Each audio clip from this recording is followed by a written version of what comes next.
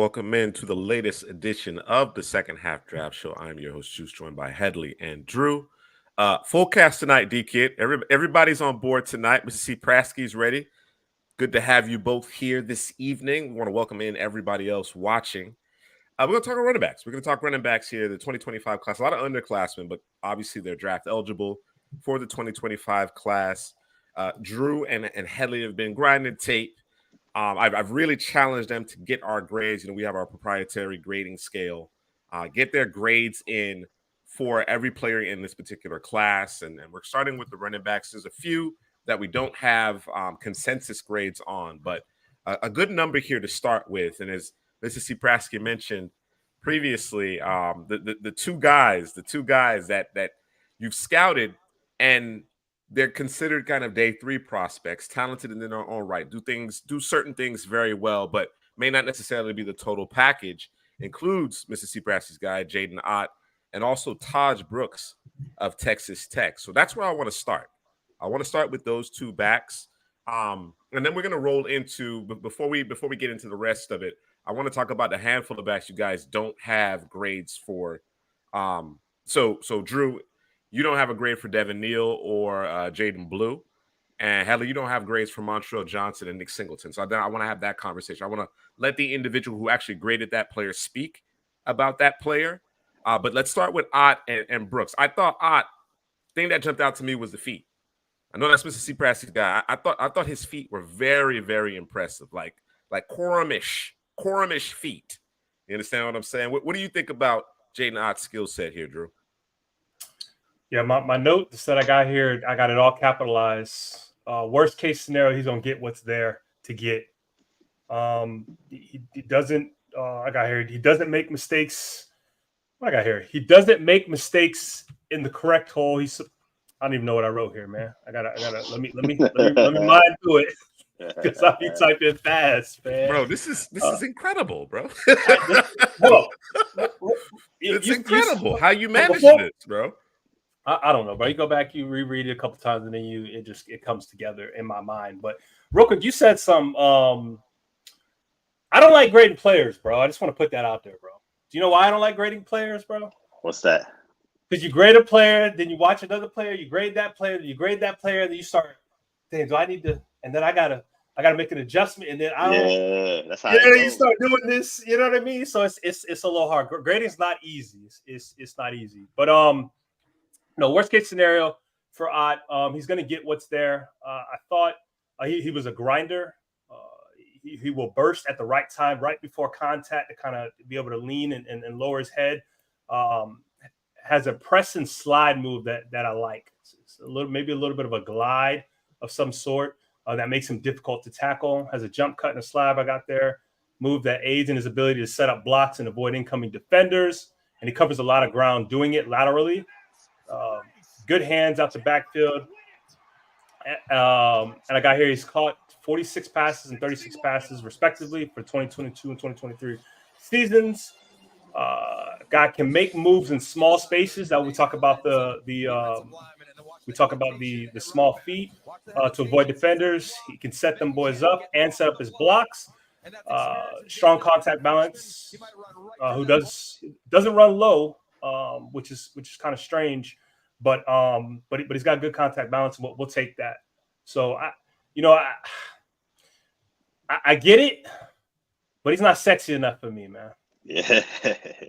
Nah, I'm with you on Jaden. I watched the Mr. C, and he just wasn't sexy enough for me, bro. It was just like the things I like to see in the back, I just didn't really see it with him consistently. And what I'm talking about is those dynamic running backs with the oily hips can make guys miss in small spaces. And I feel like he's a little bit upright when he runs.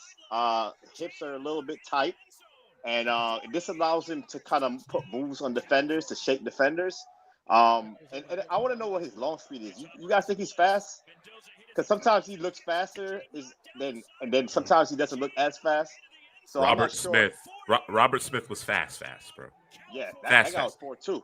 That guy was 4'2". A little bit. I understand where D-Kid's point is, though, a little bit of an upright type of running style, but Robert Smith was a different kind of speed, bro. Different kind of speed, bro. It'd be interesting to see what Jaden Ott's 40 time is. If he's 4'5", yeah, that's perfectly fine.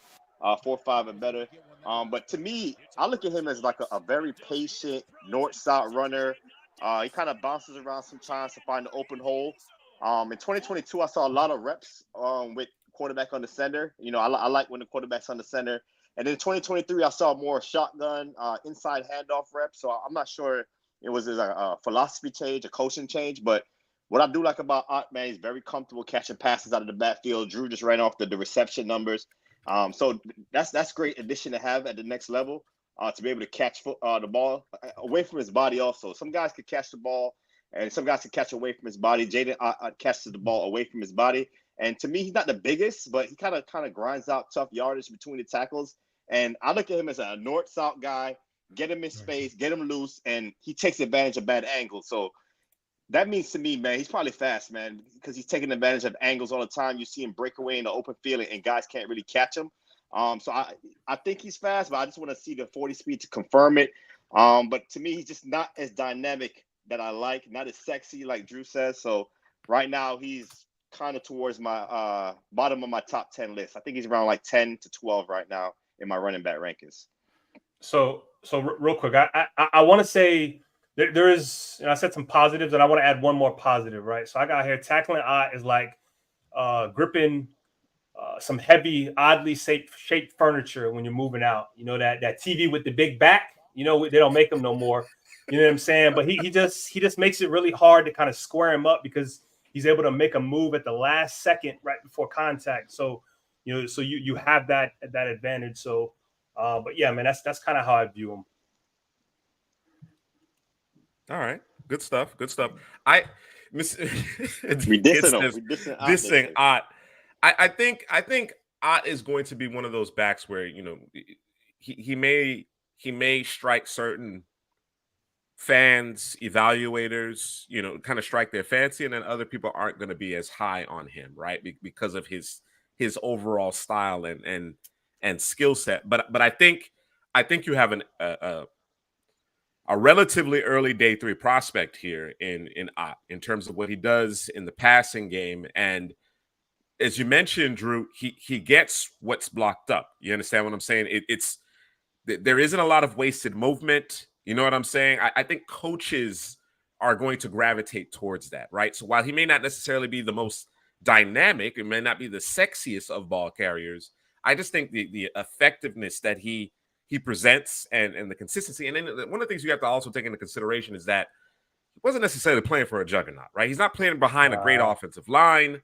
You know what I'm saying? You know he's the linchpin of the offense. He's getting the rock, and he's still out there producing. You know what I'm saying? And he's been doing it since day one on campus. So I think Ott could actually improve his draft stock. I think he has a chance to do so. But in this preliminary ranking, I understand why you guys are a little bit lower on him compared to some of these other guys.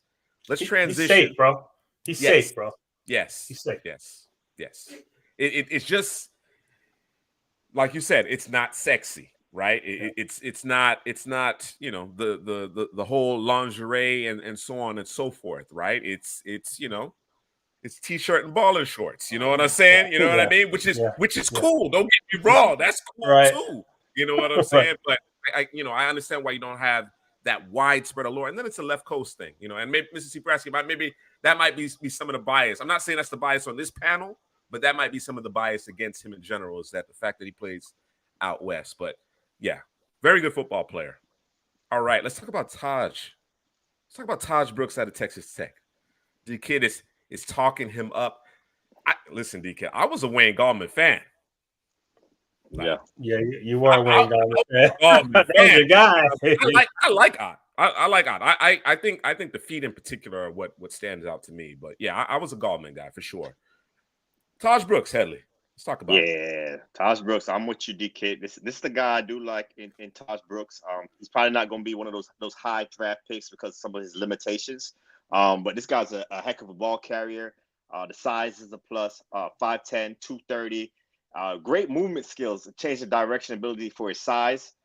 Excellent contact balance. He's a guy that kind of bounces off tackles, like a bowling ball, man. And he's not easy to bring down, due to his frame. Runs with that low center of gravity that we like. And then twitching is for his size, man. That's kind of what impresses me about Ott, because, about Brooks, because you think of a bigger back, more physical. He's going to try to run you over, but he displays twitchiness. He displays twitchiness in his game. He carries the power forward. He's always fighting for those tough yardage. I like to call it hidden yardage.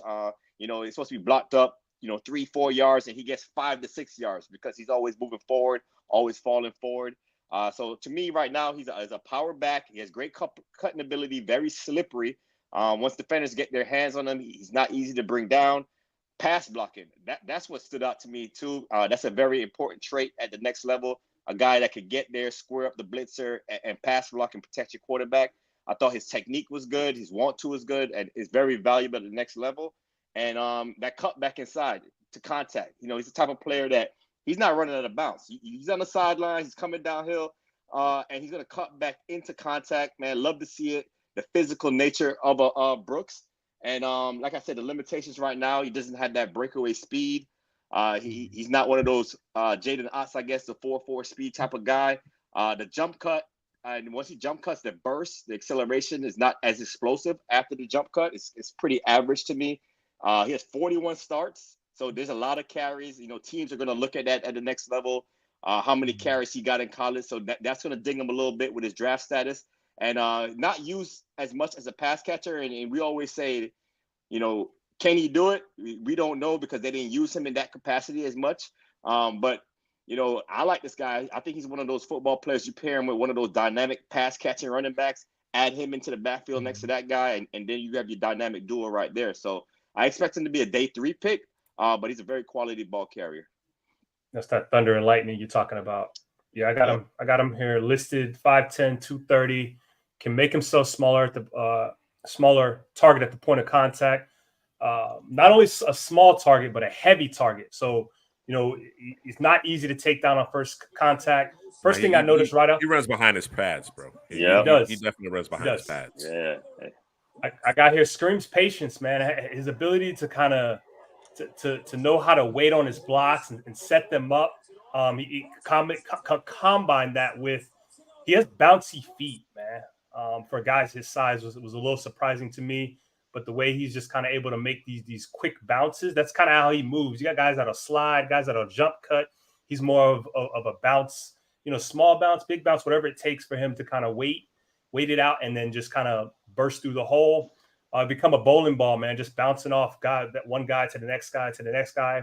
I got an average 20 catches the past 2 years out the backfield, so I guess he's getting a little bit more work in terms of making some catches out the backfield. Wasn't really used as a receiver or anything like that. Just, just kind of leak out or kind of come over the middle, catch a pass. And majority of the catches I saw were all hands. That's one thing I look for when I look at the running back, because some guys will cover that up by just catching it with their body, which is fine. But sometimes I got to see them hands, see how soft they are. Has the ability to bounce runs when given the chance. Feet normally don't stop. Guy that big, they shouldn't. And he's not a guy who's going to make you miss, especially in the open field. I think he's just kind of a guy just kind of runs on a track and just get upfield. Although I see some good footwork right there towards the end. But and I got willing and able pass protector. So he looked like he might be the whole package, but like Henley said, I think if you combine him with a guy who's a little bit more dynamic, I think you got something. The kid, your comp here, hey man, listen, I don't know that Taj is the athlete that Breece Hall is. The explosive athlete that Breece Hall is. All right, that would be my question mark there. I think in terms of a 3-down skill set, certainly you can speak about Brooks in that same fashion in terms of having possessing a 3-down skill set, but yeah, Breece Hall is a different type of athlete, different play speed he offers. All right. So I mentioned at the top that there were a few backs here that ain't it? A few backs that one of you graded, the other didn't necessarily. We're going to have a conversation offline about that. I don't know why that happened, but we're going to have a conversation offline about that. In the meantime, I'm going to I want to make sure that we hear from the individual that actually graded that player, right? So let's start with Devin Neal, because, his film is fun, right? I'm sure, again, not unlike Jaden Ott, they're going to be certain folks who are obviously pro Devin Neal and others who are like, he leaves me wanting in some areas. But Headley, you told me when you first watched Devin Neal, he made you make the ugly face. Yeah. Explain what you mean by that.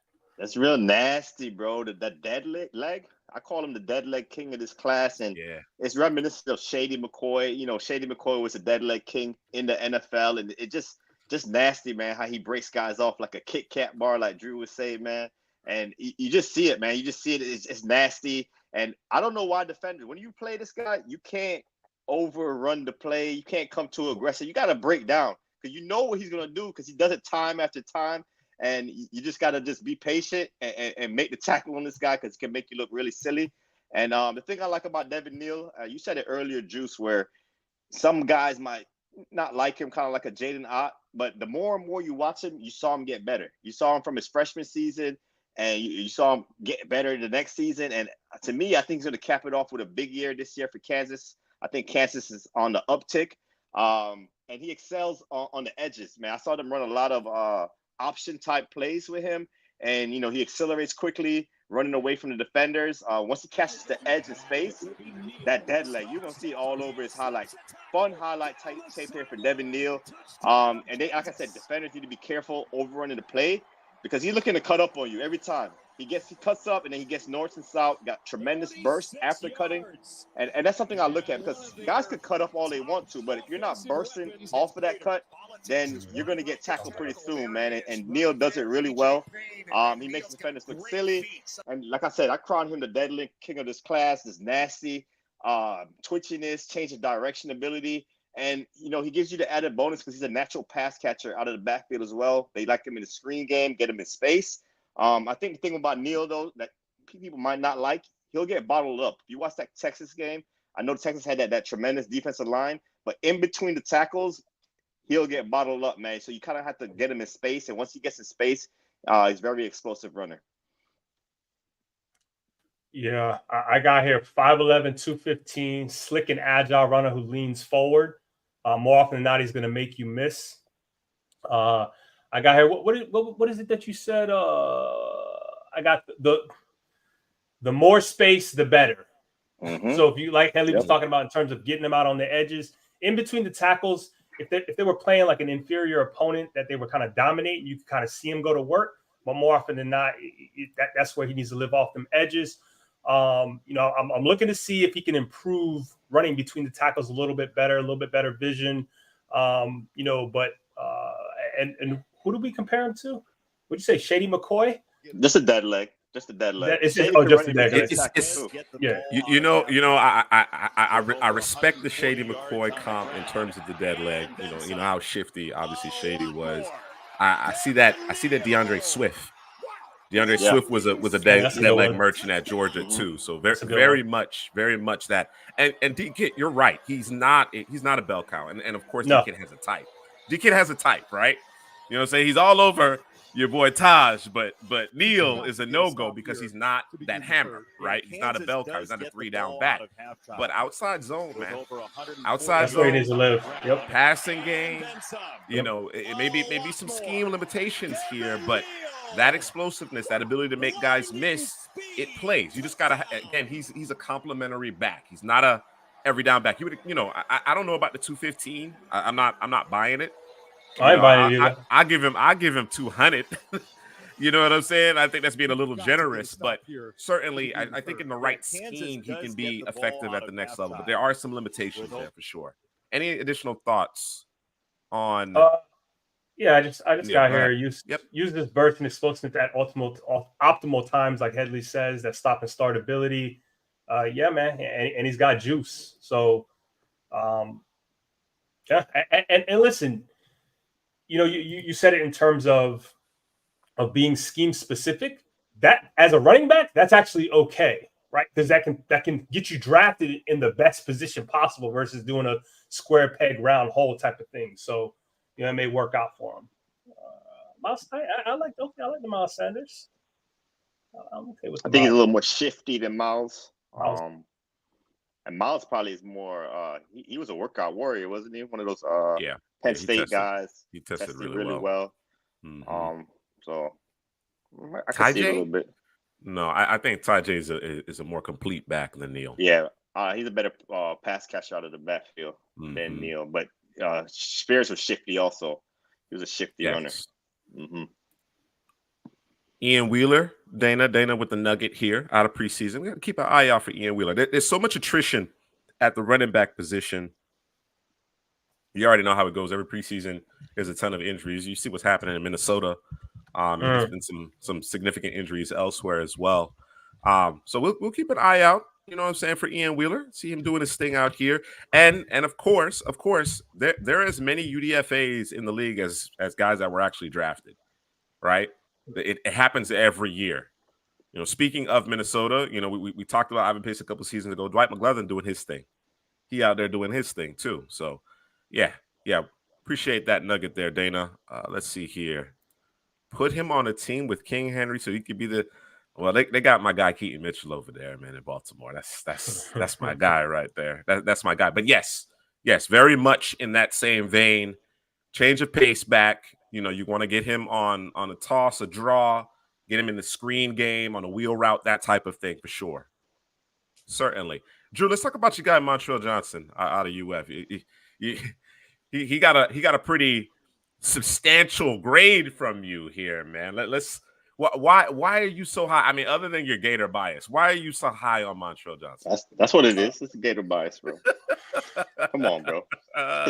You know, initially I had him lower, then I was kind of reworking the grades, kind of tweaking some things, and he just ended up being a little higher. I think he actually tied with someone, if I'm not mistaken.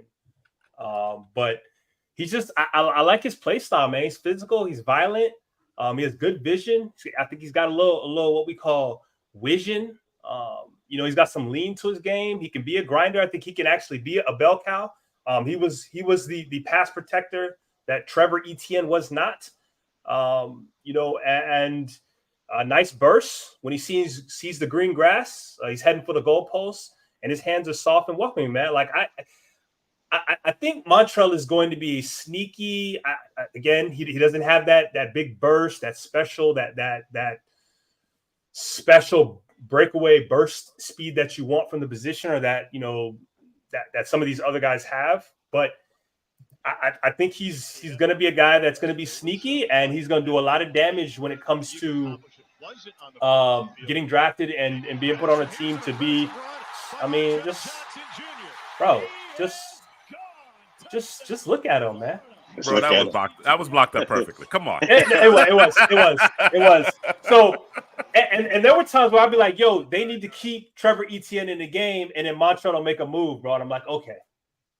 Then I go back to, no, we need to put Trevor Etienne back in the game, man. Get him back in the game, get him going, because they'll give, you know, Etienne 3-4 carries, and then Montreal will come in. And I'm like, no. And then Montreal will make a move, bro. And I'm like, so I need to just settle on. There's no more Etienne, so I got to worry about that. But as soon as Montreal get healthy, man. Yeah, that was the issue last year, right? Because I watched the 2022 tape, and I was a fan of Montreal. You know, I was a big fan of Montreal. Him and Etienne coming out of that Gators backfield, I thought they was going to do big things in 2023, and it just didn't materialize, man. You said he dealt with some injuries. You know, he's a good size, 5'11", 220. I think what I like about him is he makes himself small through the hole. Right? He eludes those tackles. Yeah, he's subtle elusiveness. He's not super like dynamic, top end speed, burst type of running back. But he's tough. He has good patience, good vision. He can run inside the box, and you know, he can put his foot in the ground. Also, I just love the pace. That's the word I would describe with Montreal Johnson. The pace he runs with and his pad level. You know, really good pad level, very decisive. He can catch the ball in the backfield. He has that dual threat ability. He's just not the sexy. He's not explosive. He's tough. Yeah. He's a tough runner, and he'll probably be a day 3, maybe undrafted. We'll see, but I think he'll be on a roster because of all those skill sets that he possesses. He's a complete running back, and guys like this kind of last in the league, man. He's sometimes, you know, you're looking for those fast 4-3, 4-4 guys, but they're just not really good ball carriers. And Montreal Johnson is a excellent ball carrier, so I like him too, Drew. I just didn't have him in my top 10. You got him over Ott? I didn't grade him out yet, to be honest. Okay. But okay. I think Ott will end up higher on my board than Montreal, just because of the, you know, a little more speed, a little more juice. That's a Hey, man, mistake. listen. You said it's a mistake. UDFA's, like I said, that they're on plenty of rosters as well. I mean, I think we can all agree he's not dynamic, and that's going to depress his value, right? There are going to be Mhm. certain teams that just don't have Montreal on their board because he doesn't check the boxes from an athletic testing perspective. But we just talked about Devin Neal. I think when you put those two skill sets together, you got a hell of a back. You understand what I'm saying? They lack what the other one has, right? And that's what you're looking for. You're looking for that total package. But in a league where you have so many committees and shared backfields, Montreal Johnson, I mean, the fact that he gets north and south, he can make guys miss, he runs with good physicality, he's effective in the passing game. Those are the hallmarks of being able to, as Headley put it, kind of hang around, stick on a roster. You know what I'm saying? It may not necessarily be an illustrious career, but he's going to find his way into a training camp, and he might actually end up on the 53 because he's such a solid player. So, again, not the top end talent that we're going to get to. We're going to get to those players, but another solid back here out of UF. Drew, I will say though, I think you're a bit more bullish than I will be. Let me put it that way. Oh, As far bro, as the grade is I concerned, probably will be, and it might be a little Gator bias in me. You know what I'm saying? Some orange blue colored glasses I'm wearing, woo. but I think he's gonna surprise some people, bro. I'm No, just he's. I think he's. I think at the collegiate level, Montreal Johnson is a terrific back. We're talking about what it looks like at the next level, right? And again, without those upper echelon gifts, is he exceptional in terms of vision? Is he exceptional in terms of contact balance and stuff? I think he's very good. I don't think he's exceptional among those types of things. You understand what I'm saying? I think the thing I like about him most, bro, he just don't make mistakes. Yes, and like I said, they're Just going to don't be make coaching mistakes. staffs that love that. They're going to Right. be coaching staffs that absolutely, position coaches that absolutely love that, right? You know what I'm saying? And there are going to be instances where it should be a 25-yard gain and ends up being a 13-yard gain because he don't have that juice. You know what I'm saying? So it's kind of pick your flavor with respect to that. But again, what's paramount, especially for young running backs, is their ability to protect the football and protect the quarterback. And Johnson is capable of that. At a minimum, he's capable of that. All right, let's work through the last couple of players here that we only have one grade on. Let's talk about Nick Singleton. Let's talk about Nick Singleton. You graded him, Drew. So give me your thoughts on him. I thought the 2022 tape was very impressive. I expected huge things in 2023. It just didn't materialize. If I'm not mistaken, there was some injuries there. Of course, he was in a shared backfield as well, but just didn't see the leap I was expecting from 2022 to 2023. What are your thoughts on him? Yeah, what I got for him here is he's and we talking the 2022 take because I was trying to research and like find out what happened last year. And I couldn't. I don't know. Like there was nothing there to be said as to why he wasn't the guy or he wasn't the guy previously that he was before. So I got here his complete package from the running back position, listed at 6 foot 227, who is explosive and reaches his top speed quickly, not easy to take down, and can move the pile, can set up defenders as he approaches them, as he will showcase some small feet action at times. Legs never stop moving because he reaches that top speed so quickly, and he's a bigger back too. And there's a couple of backs that are like this. They reach their top speed quickly, and they're a bigger back, so they become a problem for incoming defenders, right? So if they can make that last minute move, the defender has to make a choice. Like, okay, how do I tackle this guy? Do I come full speed and he can make me miss, or do I kind of settle down and then he runs over me? You know what I'm saying? Yeah, just destroyed that angle right there. Just killed it. It's gone. Just it's done. And when you see guys play special teams, and I'm not talking about defensive special teams, but offensive special teams, which he played on the kickoff return, that tells you everything you need to know in terms of him being an explosive player. I also got here, he does actively look for the cutback. Some backs don't look for that. I'm looking for the hole I'm supposed to go to, and I don't look anywhere else. He does look for that, and he will take that. He will take that if he can get it, and he catches with his hands. I'm probably gonna say that a couple more times, but again, what happened last year, I don't know, bro. Yeah. And there is a part of it that that the offensive line wasn't as good. 1, 2, they got their quarterback in Drew, right? And I don't know if they were trying to, kind of have things go through him. But the year before they had what was it, Cliff? What was the quarterback they had his freshman year? They blew up Cliff. I forget his name, but that guy could actually run. Clifford, wasn't it? Wasn't it Clifford? Clifford? Sean. Okay, yeah, there you go. Is it Sean Clifford? I don't know. Clifford? Yeah, I think you got it. I don't know. Yeah. Somebody let us know in the chat. But there was a little bit more dynamic. I'm gonna make up a word here. Dynamicism with their offense with Cliff. Even though I didn't really. Now we gonna go with what I said. Yeah. I said what you said. Oh, you said what I said? Okay, I like it. But yeah, and I think maybe that element was gone this year. So maybe everything was just keyed on. Okay, well, we if we just stop the running backs, we stop Penn State. And if that wasn't true, I mean that was basically true for the year. Stop the running backs, and offense was stagnant. So. Yeah, man. Nick Singleton. I watched him. I just didn't grade him out because I was like, I don't think he's gonna make my top 10 right now. I'll probably watch him another season, then grade him out. Because he was a highly touted 5-star freshman prospect. He got the ball immediately. He started as a true freshman there at Penn State. 6 foot, 227, and it's 2 words to describe him: power and speed. He has it. He has the power. He'll run through guys, and he has the speed once he explodes in the open field. Plenty speed, but that's kind of where it stops for me, man, because the vision is really shaky. That's where I question him. Just that natural feel as a running back. I like to see guys with vision, with patience, and sometimes you see him just running to the back of his offensive lineman because of that. The vision and patience needs to improve. It has to be clearly identified for him. The hole has to be there for Nick Singleton for him to do damage, because once the hole is there and he bursts through that hole, he's a locomotive going downhill, man. He's not a very shifty, dynamic type of guy, like that's going to make a guy miss type potential. He's more of a straight line power runner. I think pass blocking needs improvement with him.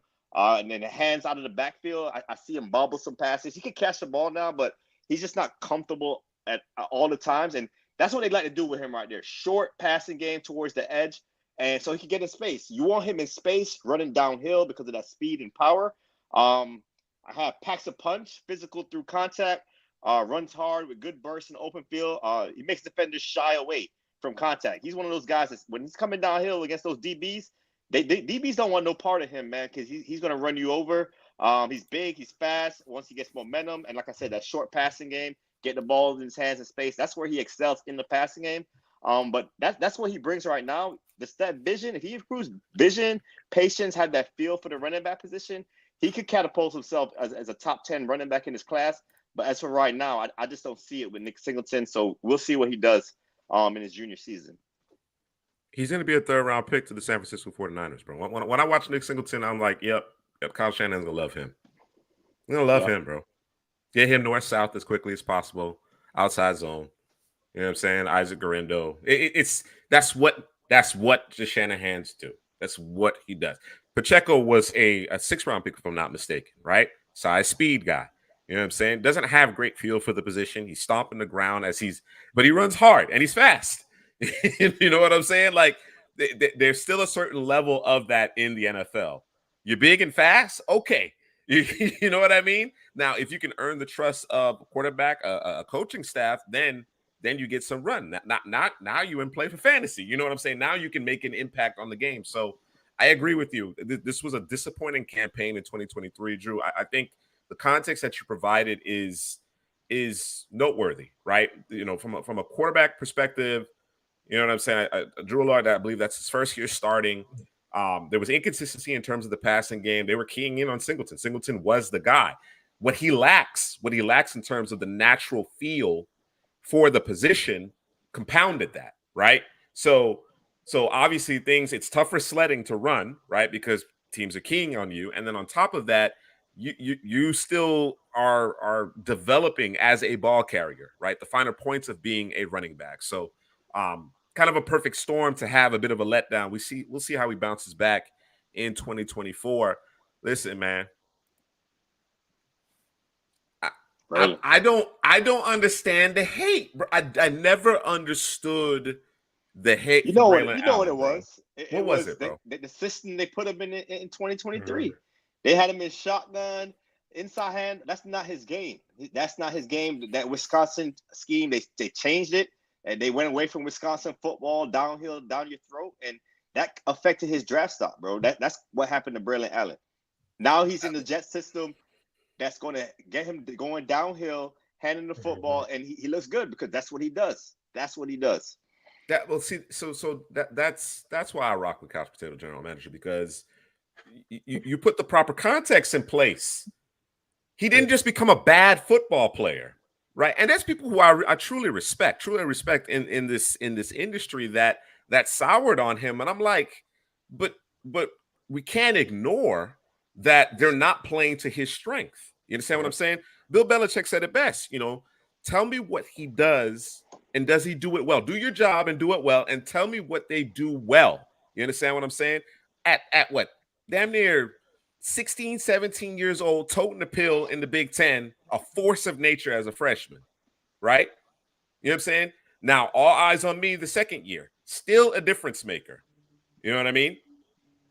So this past season, they decided to blow it up, go into a new offensive scheme that clearly they don't have the personnel for, and certainly doesn't fit his running style. And of course, he takes a step back, and now he's no longer good at football. This doesn't make any sense to me. It doesn't make any sense to me. Square peg, round hole, bro. Absolutely. Systems matter. Systems and fit matter for sure. They should, D-Kid. I agree with you. I wholeheartedly agree with you. Let's talk about. And listen, not all 32 teams are going to be on Allen because he is a bit scheme specific. Fewer and fewer teams are running that kind of downhill type of approach, but he shouldn't have been on the board as long as he was. This too talented of a ball carrier, to be perfectly frank. That being said, I want to talk about another guy of mine, right? Another guy, Jaden Blue. Hadley, you managed to get a grade in on Jaden Blue. Of course, a lot of injuries coming out of Texas. CJ Baxter was expected to be the lead back, 5-star, highly touted player in his own right. He's lost for the season during fall camp, I believe. And Jaden Blue, who is more of a complimentary back. He's on the smaller side, but incredibly explosive, very talented, makes plays in the passing game. He was slated to be in that complimentary role. You know what I mean? That's what he did when Jonathan Brooks was healthy. And of course, when Brooks went down and Baxter became a bit more involved, he got healthy. Blue was still the most consistent among the backs in terms of what he did with the handful of touches he got. He didn't get a full complement of carries, but he was very effective. When you watch him, Headley, what comes to mind? Jamal Charles, bro. Wow. and, another Texas running back. Jonathan Brooks came there from there last season. Now you have Jaden Blue, and like you said, it's injuries. The injuries to CJ Baxter, and now it's his backfield. And what I mean by Jamal Charles is it's just easy speed, long strider. One step's like 2 or 3 steps for others. It just the running style with Jaden Blue. It kind of is reminiscent of Jamal Charles. We talked about Aaron Jones is another guy now with the Minnesota Vikings, formerly the Green Bay Packers, where they just long striders and it's easy speed. You don't think he's running that fast, but the stride, bro, he is running that fast, bro. So he's gonna run a fast 40 for me. And you say he's a smaller running back, but he lowers his shoulders. He'll run with physicality for a smaller guy between the tackles. And to me, he's a perfect fit for one of those zone schemes. You don't want him getting to the edge. When he gets to the edge, it could be night, hit his head on the goalpost. 6 points for Jaden Blue because of that easy speed. And I just like how he gets his shoulders squared. He always has his shoulders squared. He's going north to south. He has good feet in and out of cuts. Like, look at his highlight right there. That's great feet right there. Breaking tackles, getting extra yardage, like I said, for a smaller back. You see that on tape a lot, bro. And he does track the football down the field really well. It's just the hands is not as natural. So he can track the ball. I don't think his hands are as natural, but he can help in the pass game as well. And the areas of improvement I have for him is I think he's a little bit high sometimes. You see it in tape, he's a little bit high. And like I said, he bobble passes at times. That's not a natural hands catcher. But other than that, man, he's a fun watch. You identified him early in the process, Juice. I had to watch him, and super explosive runner. It's just easy. It's easy speed for Jaden Blue. Bro, Listen, hold on. Jonathan Brooks is the guy that came out of left field for me. I was Yeah. understanding that Baxter was a highly touted prospect coming in. I thought when I saw from the spring game 2 seasons ago, I was like, yo, Jaden Blue looked nice, bro. I don't know anybody on him. Mind you, at one point, Texas had Bijan, Roshan, Brooks, and Blue in that backfield, right? They were all on that roster together at one point. Crazy. But seeing him with more of a role this past season, right? And then, of course, getting a feel for what he was capable of and marrying up what we saw in that spring game 2 seasons ago, I was like, okay, no, it's legit. It's legit. And then, of course, Texas has a great season, makes plays. I think an area, as you mentioned, that hands aren't that natural. I think it's an area that he's going to continue to improve in. I think he's going to become a difference maker in the passing game. I really do. Yeah, he can track it. That's what I'm saying. I see he already has that part of it down. A lot of backs can't track the football. So I think repetition in terms of the jug machine and so on and so forth will get his hands right. D-Kid mentioned it that, they're on Blue. They got to be because I think they've had a couple injuries to that backfield. But he's man, I was on him early. I'm gonna have to go back to the tape. You know what I'm saying? I'm gonna have to grade out, go back to the tape. But I think those that may not necessarily be familiar with him, as you guys kind of already alluded to, that's going to change here very quickly. I think that's going to change very quickly as it pertains to Jaden Blue. What were you saying, Drew? All right, so hold on real quick, bro. So you gonna get a pass, bro. You're gonna get a pass because you got 2 running backs that got hurt, bro. But this man had 56 carries, bro. Like we just we gonna stamp him with the 56 carries. We projecting. Okay, bro. I'm just saying, bro. Yeah. I mean, now you got the green light, bro. I've decided to take a little bit more risk with my stamps. Okay, right. I'm going in a little bit different direction with my stamps. This is my first stamp of the year, and while you're right that there is not a full book of film on Jaden Blue, what I've seen thus far, bro, I'm impressed, bro. I'm impressed. And one of the things that, I probably didn't give him enough credit for is the fact that he's willing to run behind his pads. Now, you don't want him crashing into the teeth of the defense 20 times, but the way I view it is he's so effective with what little opportunity he has. And there was an interview. This is what really sealed it for me. There was an interview where he was asked about his workload, his touches. How does he feel about that? He says he doesn't worry about that. He's going to make the most of his touches, right? So if it's 5, it's 8, it's 12, whatever the case may be, I'm going to make the most of it. I'm not concerned about that. And that type of selflessness as well as confidence in his ability, to me, it's the type of thing that I think coaches are going to gravitate to, on top of the fact that he's incredibly explosive. You know what I'm saying? So, yeah, I'm going in a little bit different direction with my stamps here. Well, when players say stuff like that, sometimes though, you get a little nervous, right? Because I'm going to make the most of it because you think, well, okay, especially as a running back, well, I'm just going to bounce everything, right? I'm a Reggie Bush it. I'm going to try to get outside and make big plays. But no, he's going in the right hole. If he's got to bounce it, he'll bounce it. I mean, he's got 56 carries, 6.1 yard, 6.1 yard average, which is pretty damn good. And y'all said he's small, boy, 6 foot 200. That's small. That's small. He might be up to 200 now. I think last year he was closer to 190, maybe 188, that type of thing. So he might be up to 200 now, understanding that he's got to take on more of the load. Yeah. Okay. Yeah. All right. I think that covers it for the prospects that we only have one grade on in thus far. Let's talk about the guys that both of you have graded. All right. And I'm going to try to go in chronological. Well, I'm going to go in ascending order. We talked about Jaden Ott, Taj Brooks at the top. The next back here is Rocket Sanders. Rocket Sanders. We didn't really get any Rocket Sanders in 2023. I was very disappointed that we didn't get any Rocket Sanders. We were very high on him going into the 2023 season. He transfers to South Carolina. Headley, your thoughts on one Raheem Sanders? Raheem Rocket Sanders. I think you guys might be a little higher on Rocket Sanders than I am. But yeah, the 2022 tape, like you said, 23 was kind of a lost season for him. He's now transferring to South Carolina. He's another guy that's an easy mover. He gets the top speed really quickly. He can make the initial guy miss. He does have a higher running style, but he makes it easy for defenders to kind of bring him down at times because of that high running style. But he can make guys miss. He gets small when he needs to. When he has that momentum, that's when he really showcase, really good balance. He can break arm tackles really easily. To me, he's not a very shifty guy, but he finds the hole. He gets the top speed quickly. He can run through contact once getting that momentum. And I threw out the Darren McFadden comp. It was just an easy comp to make. Arkansas high running style. He'll also fight for additional yardage if you come in high. He has a strong upper body, so defenders, you got to go in low to him. You got to get his legs because he's a lot easier to bring down at his legs because when you go high, his strong upper body could break that tackle.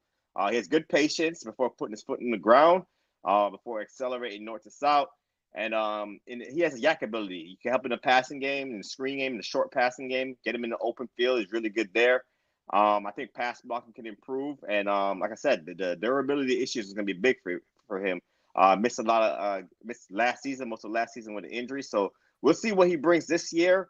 And he put on a lot of weight last year, man. And I didn't like to see him that heavy. I think he got up to like 240 pounds. And he need to get back to like 220, 225 and just rock it like that, bro, because we don't want to lose any speed by trying to get bigger, bro, because your name Rocket Sanders for a reason, bro. You're a rocket, so we don't want to lose that rocket ability. Interested to see him. I want to see him, man. I want to see him again in 2024, see what he does on the South Carolina football team. Yeah, it'll be interesting to see what he comes in at 6 foot 230. I'm not sure. I don't know. Was somebody in his ear? Like, who said he need to be at 240, bro? Like, for what, bro? I think I can shed some light. Speed? I think I can shed some light on that. I think Rocket Sanders is in love with the iron, bro. He's in love with the iron, bro. He loves working out, bro. Because I remember the coach was like, yeah, he's up to like 240, 245, but there's no fat on him, bro. Like, there's like, you could try to cut some fat off, but there's nothing to cut. You understand what I'm saying? I think he just needs to understand that you got to be pliable. You know what I'm saying? You don't want to get that injuries can happen. Too much sinewy muscle can be problematic, right? So you need that pliability, you need that flexibility, right? So I think you're absolutely right that he needs to get his weight back down. The body composition needs to change a little bit in order to handle the rigors and be as effective as I think he's capable of being, right? I think as a bigger back, I think he does a good job of making guys miss in close quarters, right? Again, maybe not elite top end speed, but very good top end speed, plenty top end speed, i.e. the Rocket Sanders moniker. Yes, a little bit chaotic in his running style. Perhaps will take shots that he could otherwise avoid, but if you could harness some of that natural ability that he already possesses, I think you have the makings of a very, very good running back. There's some guys that, I ain't gonna say no names. I ain't gonna say no names, but call there's them some out. players. Nah. I ain't gonna call them. I want to see Rocket Sanders this year because we didn't get a chance to see him. But there's some guys that I think, in this past draft class went where we kind of expected them to go, and I think Rocket Sanders is probably a better prospect than some of them. So we'll see if he actually lives up to that billing in 2024. Drew, let me get your scouting report on Sanders. Yeah, I got him listed here, 6 foot 230. Like I said about, was it who I said it earlier? I forgot who I said it was earlier, but he's got that reaches that top speed very quickly, like Headley said, but he's a bigger back. So again, that becomes an issue for defenders. So he can line defenders up and he can run past you, run through you, or run you over, and like Headley said, he runs high, but it doesn't really affect him. I'm always, if it doesn't bother you, doesn't affect you. I don't preach that. I don't teach that. But if it works for you, that's fine. Just when I need my 1 yard, my goal line carry, you better get it because you should be leaning and lowering your shoulders. But it doesn't affect him in the way he runs unless you get at his legs, right? And you get at him early, right? Because if he gets on that track, it's going to be a problem. He is coming off the injury as a torn labrum, so we'll see what happens there. And then I'm just curious to worry about in terms of him running behind the South Carolina offensive line. What does that look like? That would be a concern for me. But a guy here, when he's heading to the second level, he's looking for open grass and will take the path that will get him there the fastest without ever stopping or moving. And that sounds really, really simple. There's a couple of running backs that we're going to talk about that's not necessarily what they're doing. They're just running in a straight line. He doesn't necessarily do that. He's looking for the open field there. So, yeah, man, I think he's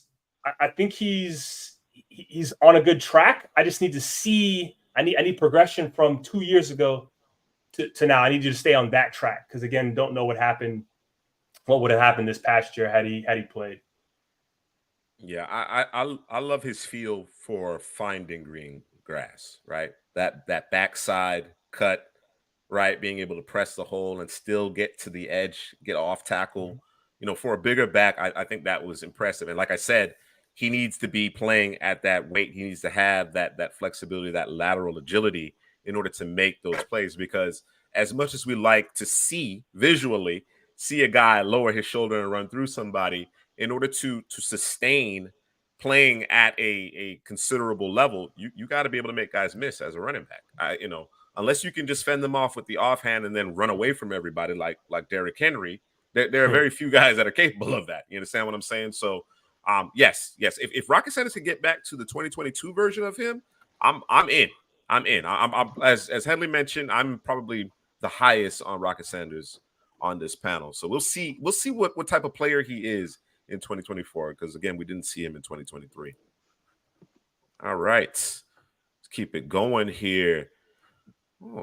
A player that comes in a little bit lower here as far as the grades are concerned, and I guess we will do a full video with the nice visuals that's coming as it relates to this particular subject. Is Travion Henderson. Again, all world coming in. I think top running back in his respective high school class, entering the collegiate level, hit the ground running at Ohio State as a freshman, and just has dealt with a litany of injuries, just has not looked like himself over the last couple of seasons. I expected him to be 3 and done, right? I expect him to be out of there. You know what I'm saying? So it does come as a surprise. Well, maybe not so much because of those injuries, but the way he kind of established himself as a freshman, you expected him to be 3 years true junior and on his way. Didn't work out that way. He has an opportunity here to kind of, rehabilitate his draft stock to a degree. I want to start with you, Drew. Your thoughts on Henderson? Yeah, I got here strong contact balance. Wants to get downhill quick, fast, and in a hurry. And if it's blocked up well, he's going to hit his head on the goalpost because he got speed to burn. The less he has to do in terms of movement behind the line, the better. I think he's probably his best fit's probably in a one-cut system, put his foot in the ground and go. Use his speed and burst to aid in leaning at the point of attack. Does have a jump cut in his arsenal. I got here that boy's fast. You talked about it. He does run behind his pads, but he's also a guy that I've watched, especially when he catches the ball out the backfield. He's not really looking to move laterally. He's not really looking to make anybody miss. He'll just run right at people. And I got here. I need him to take a little less contact, bro. Just take a little less. You listen. This ain't the position to just run at everybody, bro. Like I know that's a part of it, and there's got to be some violence that plays into that, right? Because sometimes you just got to. You ain't no beast mode. You ain't no beast. You need to. And with the injury history that we speak of, which I did research some of it, and he said some of it. One of them was a cheap shot. He said, you got to lessen the degree, bro. You don't have to go full bore. And as Headley said, Nick Singleton does, which is run into the back of the offensive lineman. He does that as well at times, and it's like, man, just slow it down, man. But again, I think that's where putting him in that one cut system, where there's less thinking, just getting him going, and getting downhill. He could be something special, man. But I think he has to be in that particular system for that thing to take place. Yeah, it's funny you mentioned Singleton because they kind of remind me of each other too. Where to me, Henderson's kind of a one-dimensional back right now, where it's get him on the edge, get him going downhill, speed. He has some twitchiness to him, but patience, vision, that's kind of what's lacking right now for Travion Henderson.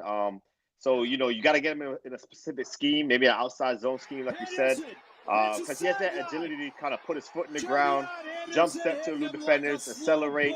Got to say, some twitchiness. And when I'm watching Henderson, it's like, there's something missing. And it's being a complete running back. I don't think he's a complete running back right now. In between the tackles, that's where he needs to improve.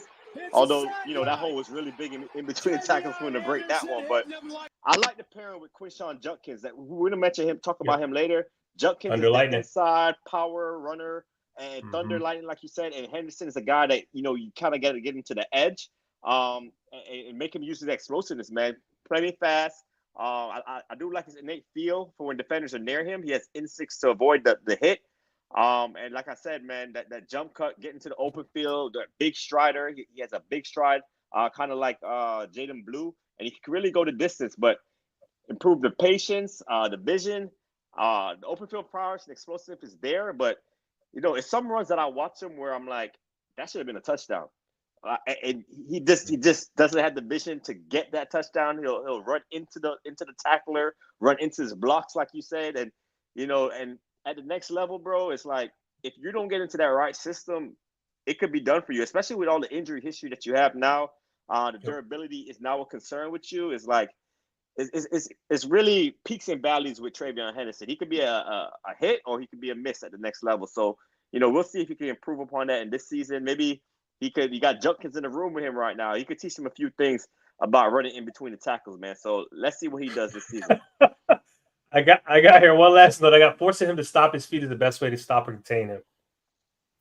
Best way to stop him. Just have him stop his feet, bro, and you're good. Henderson's an enigma for me. I have kind of fell back on the fact that he just hasn't been healthy, right? Because I mean, obviously the explosiveness is apparent, right? When he's good, when he's feeling right, his body is responding the way he expects it to respond. He can hit his head on the goalpost from anywhere. But it's one of those things, right? It's kind of been far and few between, you know. And then of course you're coming in ballyhooed. You have all these different types of expectations. Has he been able to develop? Because he hasn't been healthy, right? Has he been able to develop and work on the finer points, as you mentioned, Headley, as far as feel, understanding when to press and bounce and backside vision? You know what I'm saying? Making guys miss consistently within close quarters. I've seen it all. I've seen bits and pieces. I just haven't seen the full package since that freshman campaign. You understand what I mean? So, and then of course you wonder, because he's been hurt and he's not ripping off the big games like he was when he first entered the collegiate ranks, when he first got to Ohio State. Are you pressing? Are you trying to do too much? Right? Are you not necessarily? There's something there. There's an 8-yard gain to be had, but you're trying to hit the home run, so you end up getting 2 yards. You know what I mean? Those are the types of things that kind of come to mind. So he's very difficult for me to evaluate. Clearly, there's big time talent there, right? Just in terms of the physical skill set. But whether or not he's able to put it all together is a question mark. And it could come down to system fit for him, right? Make it easy. Just focus on what he does well and let him operate within that particular realm. Is he a guy that you can drop into any system, gap, power, whatever the case? Maybe not. Maybe that's what it really ultimately comes down to. But we'll see. Certainly, the complement of Judkins should alleviate some of the pressure as far as the physical pounding that the running backs take. I really want to see him stay healthy. You know what I'm saying? You know, like I said, he came back for a reason. If he can stay healthy, I'm sure he can rehabilitate his draft stock, because he's talented. There's no question about that. All right. D-Kit not in agreement with Headley on Travion. Fair enough. Hadley, get us started. We're going to go to Ohio State's bitter rivals, the Michigan Wolverines. And let's talk about Donovan Edwards, right? No more Blake Corum. Corum has moved on to the NFL level. Donovan Edwards is now the man in that backfield. What are your thoughts on him? Yeah, I kind of wanted to see Kerm leave a year earlier so we could have saw a full complement of Donovan Edwards last season, but we get to see it this year, man. He's really good size, 6'1", 210. And to me, he's one of the most interesting backs in this class because you see it on tape. His game translates to the next level really well as a pass catcher. He might be one of the best receiving running backs in this class. It's him and another guy we're going to talk about in a little bit that could catch the ball in the backfield. They'll line him up at a wide receiver. He can run routes. He tracks the football, really good hands. But not sure how well of a pure runner he is, man. And when I looked at his stats, 3.5 yards a carry behind his Michigan offensive line, that don't look right, bro. Like, you're not supposed to average 3.5 behind this offensive line. This is one of the best offensive lines in college football last season, and it's just I'm not sure what it is. I can't put my finger on it because I do see good patience. I do see good vision at times. I guess it's just not consistent at the moment. But his superpower is out of the backfield. Line up at wide receiver. He's a slashing type running back. Like I said, he has good feel and patience. He kind of gets the open grass, like really good. He gets to see that daylight. He has the vision, runs hard with the extra gear. He accelerates and cuts up. He can carry the pile. I saw him run with power. Also, carrying the piles, getting those additional tough hidden yardage. And then he was the guy in the open field. Kerm did all the work, great feet, but Edwards was the guy that had the speed in the open field that could take the ball the distance, take the football the distance. He's slippery. He showcases good contact balance. So I like him a lot as a prospect because he's talented and his game translates at the next level. I just don't understand how he only averaged 3.5 yards per carry, man. So that's my biggest concern, man. I really want to watch him this year being the guy to see, what's going on with him, why there's a lot of tackles for losses. I do see him lose a lot of yards in the backfield. He loses yards for tackle for losses. He runs a little bit high. And pass protection, I think, can improve as well, just from scanning ability. Sometimes he likes to leak out for the pass to be a receiver because he's an excellent receiver, bro. But sometimes you got to scan and you got to locate blocks and protect your quarterback. And he gets bottled up in close quarters also. So I don't think his twitchiness shows up before the line of scrimmage. He's more of a guy that's elusive in the open field. He has open field prowess, but that twitchiness before the line of scrimmage, I think that's why he only averaged 3.5 yards a carry. And that's why I don't know what he's going to bring as a runner. But pass catching all day, he has a role at the next level, man, day one in the NFL. Yeah, you said a lot, bro. Yeah, bro, you want to reevaluate? Maybe you want to reevaluate, bro. No, I got here a good split between a guy who can be physical and I got sleek, but the word might be slippery. Nothing he does is flashy or special. He just seems to catch the balls that are thrown to him and gets downhill and finds green grass. I think he has a no nonsense running style. He will get what's blocked, but at times, can set himself up to break a big one with patience and redirection. So I think a zone scheme might be a best fit for him because he has the patience to kind of set that up. We'll slow down and let things set up for him to find that open hole or lane. I think he could be fine in a one-cut system, but again, I think he's better off in that zone system. I think he had more success in 2022, obviously, than 2023. I think he only had like 300, 400 yards. I think he had just under 400 yards this past season. And I was trying to hit the Google and trying to figure out, was he injured? Like what was going on? And it was, I don't know. Like Haley said, I'm not sure what the issue was. I do agree in terms of him being a receiver. That may be his ace in the hole. That might be where he needs to live. This year, he is he on the front of one of the college? Yeah, the college game. 25. Yeah. And I think the two big runs at the end of the season versus Washington, I think that probably put him back on the map. Yeah, that put the battery in his back. That put the battery in his back. Yep. And so, and they were blocked up pretty well, except for the one run he did do a little bit of a press, and then was able to kind of jump cut and make himself go through the hole and was up out. But he's gonna be a guy I'm gonna be watching very, very closely because I'm just trying to. I want to see something, man. You got to show me something because it was definitely a down year last year. Benefit from that really good defense that they had. So I'm expecting some big things from him, man. He's another one of those guys where you can imagine he's going to test very well, but do you possess the innate skills? Blake Corum obviously wasn't the explosive athlete that Donovan Edwards is, but Blake Corum is a phenomenal ball carrier, right? His feel for the position is just superior to Edwards. That's why he was the bell cow, despite being the smaller back. You know what I mean? The NFL, again, it's a traits-based league. So as you transition to the next league, the value might be there, right? There may be more value in an Edwards considering his ability to with his top end speed, what he does out of the backfield. He's a playmaker, as D-Kit mentions, very much a playmaker. But the consistency, you mentioned that middling yards per carry average, that's going to be problematic. You can't have that. Not for a guy who isn't a sledgehammer. You understand what I'm saying? Like if you're supposed to be that explosive, twitchy guy that gets out in the open field and does his thing, makes big explosive runs, you can't be that inconsistent because you're not going to get fed like that. You know what I mean? Now, that being said, I think his skill set, I could see him in Kansas City, bro. I can see him in Kansas City. The McKinnon role? Yes. Yeah. Yes, absolutely. Yeah. Absolutely.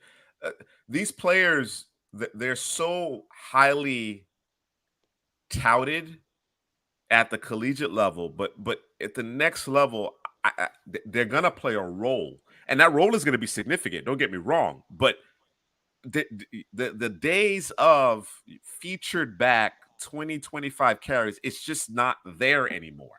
You understand what I'm saying? And of course, with the emphasis on the passing game, teams are going to love Donovan Edwards. They're going to love him. But I just don't know that you're ever going to get the consistency as a pure ball carrier. And that's the grade, D-Kid, accuse us of being Russian judges. That's the grade that we're basing things on. I think obviously there's the passing game component, but we have an appreciation for the finer points of being a ball carrier, right? And I think we put a little bit more emphasis on that as compared to some others. So that might be why things are skewed a little bit. The skill set is going to play at the next level.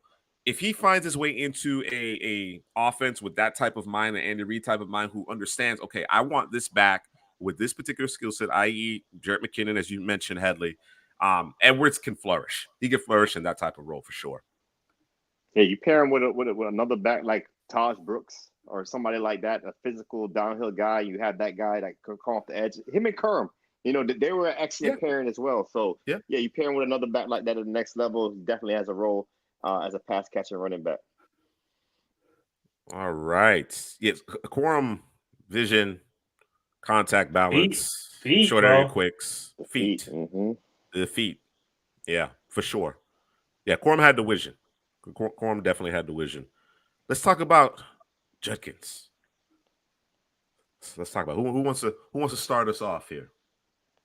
Queenshaw? Mm-hmm. Queenshaw. You know what? Drew is actually a little bit lower on Judkins. I don't know if this goes back to the fact that he was playing at Ole Miss, and Drew's a Gator, and Gator rhymes with hater, and I don't know. I would imagine this past season's tape wasn't as sexy as his freshman tape. So I would imagine that's part of the reason why you brought him back to the pack a little bit. But let's talk about Judkins, Drew. No, man, he had what is 1,052 and then 1,476, 15 touchdowns, 16 touchdowns respectively. No, he was still doing his doing his thing. No. I know he was still doing his thing. It just wasn't as sexy. Yeah. It was a little bit more grindy, if you will. Yes. Okay. Yes. A bit more dirty. Strong. Yeah, a bit more dirty, man. It wasn't as many gaping holes so you could just run through, right? Had to work a little bit harder. Had to put his hard hat on a couple more times in his 8-hour shift. Big, strong, physical, who would lower his pads, push the pile. He is a pile mover. I mean, 6 foot. What I got here? 6 foot 219. Buddy play like he's 230, bro. You're not gonna tell me he's bro. He got to be over 219. This is one of those where it's the opposite, bro. He's bigger than what they listed him at, bro. Don't try to fool me, bro. Don't do that to me, bro. He is best when he's running inside. I like his ability to kind of at times be patient and wait on the blocks to set up, and then he's able to slide or kind of slither off the block to work his way to the second level. And he's a load to bring down, man. Once he gets going, it's good luck, man. I think he does run a little high at times. I think that's just the thing that we're gonna have to live with guys who are over. Like, if you're 5'11" or taller, bro, you just gonna run high, bro. That's just what it is. We're gonna tab you with that, and I don't accept it. Hey, man, you're gonna have to accept it, because that's what it is, bro. You know what I'm saying? I don't like it either, but it is what it is. But yeah, man. Look at him, bro. He at times he can become a bowling ball. Just what you gonna do with him, bro? How do you grab him? Where do you grab him? How do you take him down? That was a nice one. He did Lewis his head there. Just look at him. Yeah, he was Look at him. Look at him. Shut him, bro. I don't even. Hey, he made a lot of guys obsolete, bro. Like, he came in his freshman year from Ole Miss, and Zach Evans, he was supposed to be a guy everyone loved. And once Quinshon Judkins touched the field, it was his backfield from his freshman year, a true freshman, man. Like you said, he's a tough runner between the tackles. His legs just keeps churning. The extra yardage, the strong lower body. And, we talked about Travion Henderson. He's the opposite of Travion Henderson. He's that physical, inside the tackle, inside the box type of running back. Physical, he drop his shoulders. I love the way he run through defenders. Yards after contact guy, because he'll bounce off of you with that contact balance and go the distance, bro. So, yeah, I like his hands out of the backfield as well on those swing passes. He's not one of those dynamic route running backs, but good hands out of the backfield on those swing passes. I like his vision, and he kind of weaves in and out of traffic, man. He's like very deliberate. He kind of finds that open crease. He runs with the requisite patience that you're looking for as the running back position. To me, he's a top 3 running back in his class right now. I know some people don't love him because he doesn't have that dynamic speed, say like a Travion Henderson, Jaden Ott, those type of guys. But, man, I like running backs like this, man. They're going to do the dirty work. They're going to be physical. They're going to get that hidden yardage. They're going to, the chains, keep the chains moving. And most of his yardage come between the tackles, man. Like you said, he's a grinder. He grinds out those tough yardage. And the only thing is he doesn't really have big make-you-miss potential. I know that's one of the most important traits for a running back. Can you make a guy miss? But he does it in a different way, bro. He kind of runs through you. He's not shifty. Yeah. He kind of runs through you. So you're still gaining extra yardage. You're not making a guy miss clean, but you're running through those tackles and getting those extra yardage, man. Very tough running back.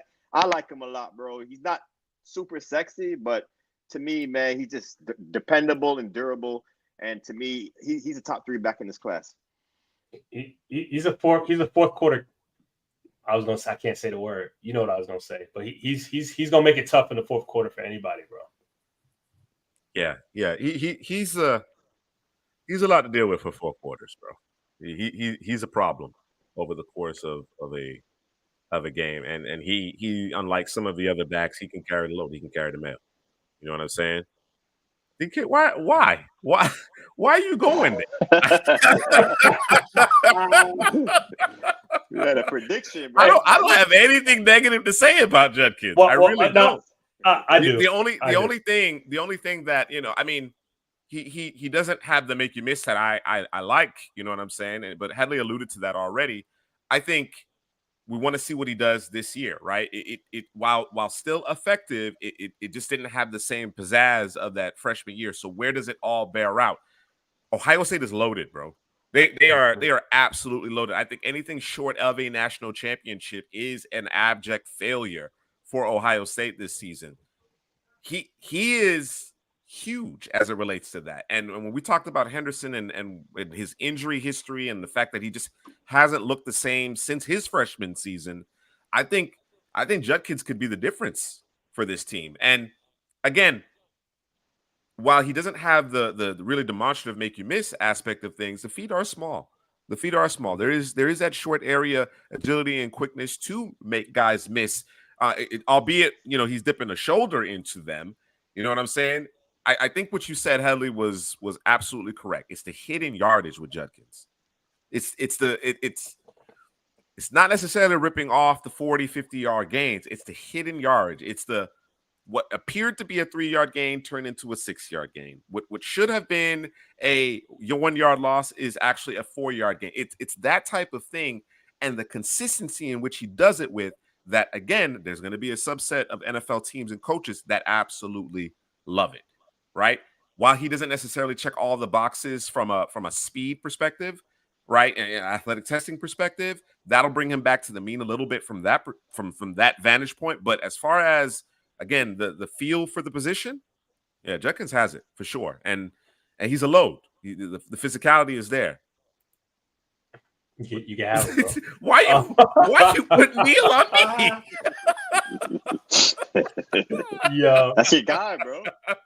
That is your guy, bro. Come on, man. How is that my guy?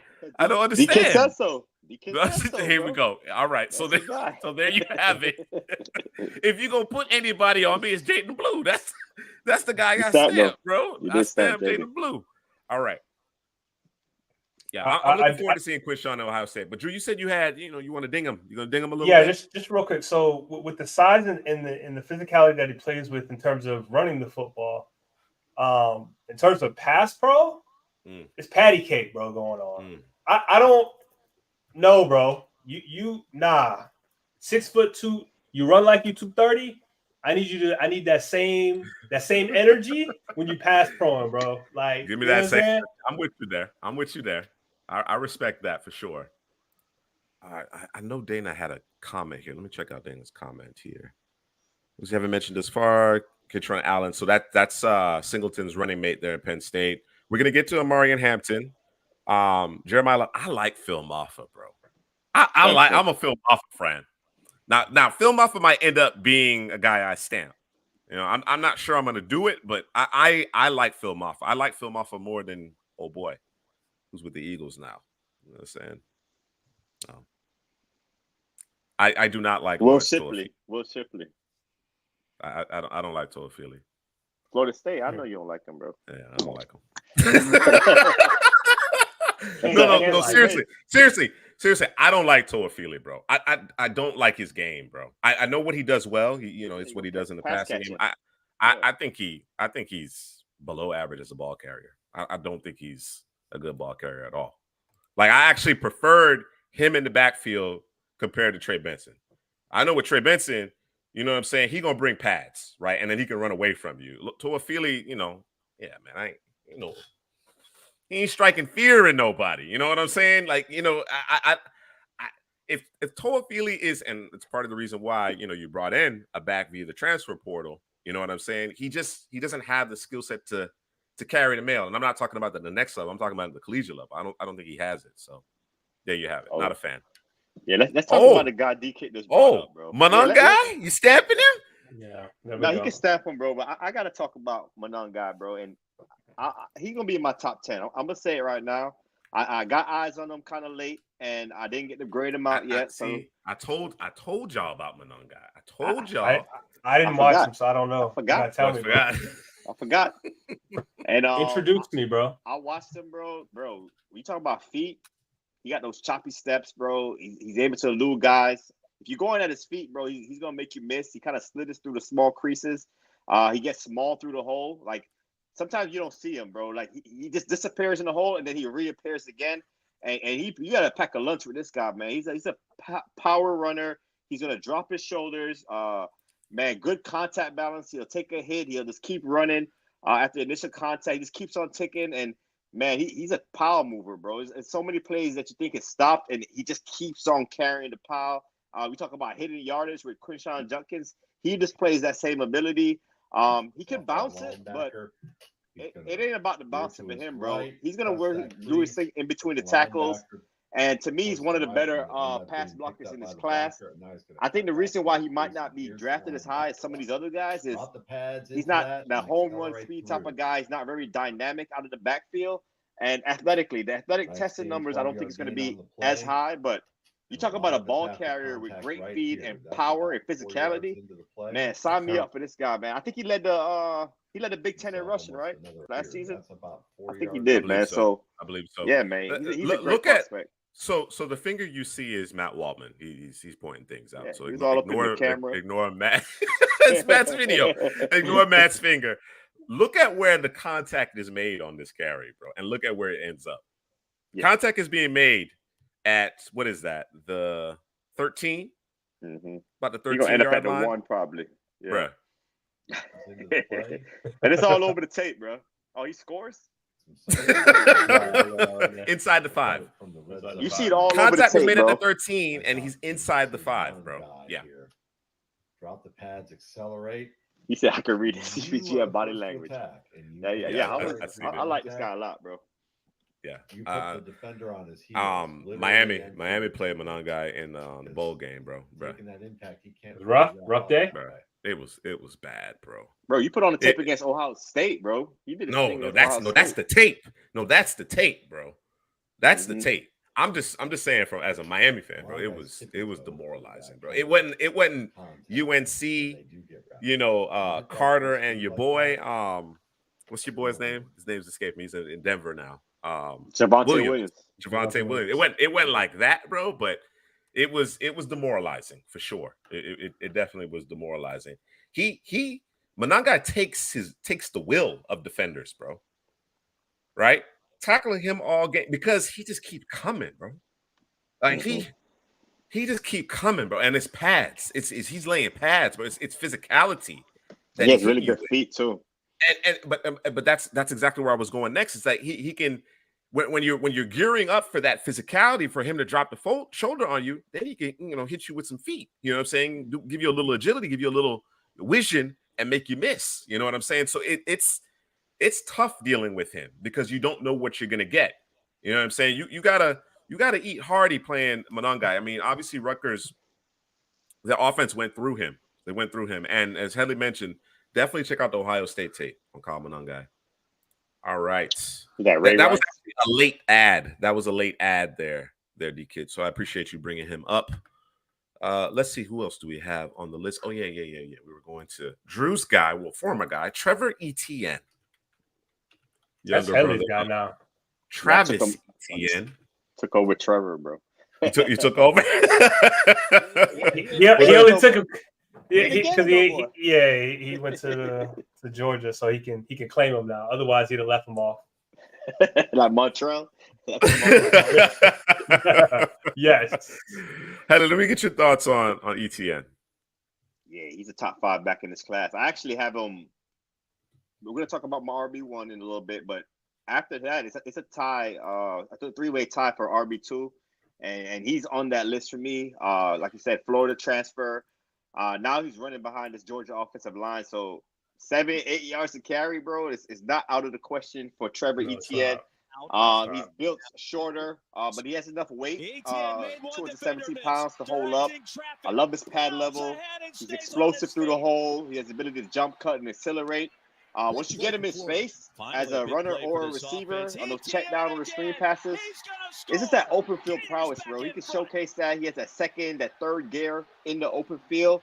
And what I like about him is he's not just one of those backs that you think is like just an edge guy. He can run between the tackles as well, get north south.